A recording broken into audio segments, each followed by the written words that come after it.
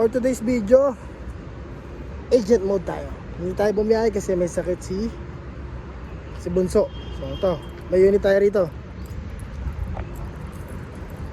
Ito unit natin, SRJ Toyota Revo. Urig-urig mga buddy. Saan ba punta tayong buyer dito? Tingnan natin kung makukuha nila. Ito yung ating unit.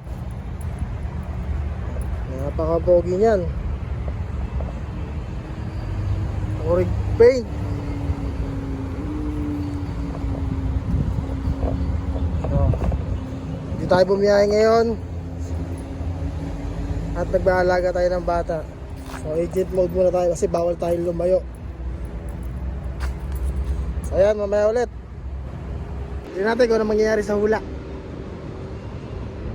Ito, fast forward tayo. Dumating na nga mga tagahatol nating buyer. So ano kaya mangyayari? Makakuha kaya nila? Para muna tayo magbalipas oras. Ito.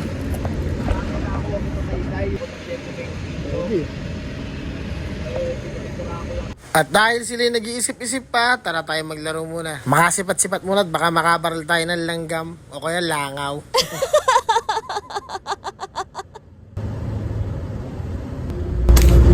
At sa pagputok na yun, tinamaan ko dun yung mata ng langaw. At ito na nga, sa sobrang galing natin sumipat, ay tinuruan na tayo ni pare. Paano ba naman? Nakasiro na nga yung scoop, di pa rin ako tumatama.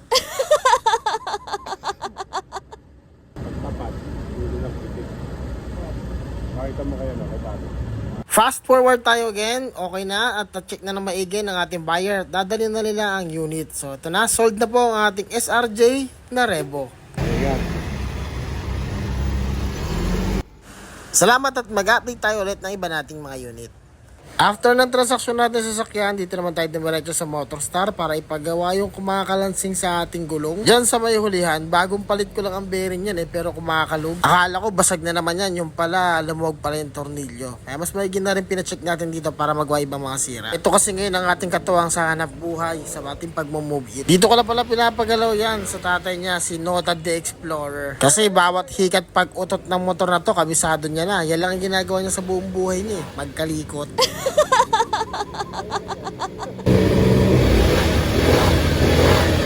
O diba kitam, saglit lang tapos na agad ni Nota the Explorer.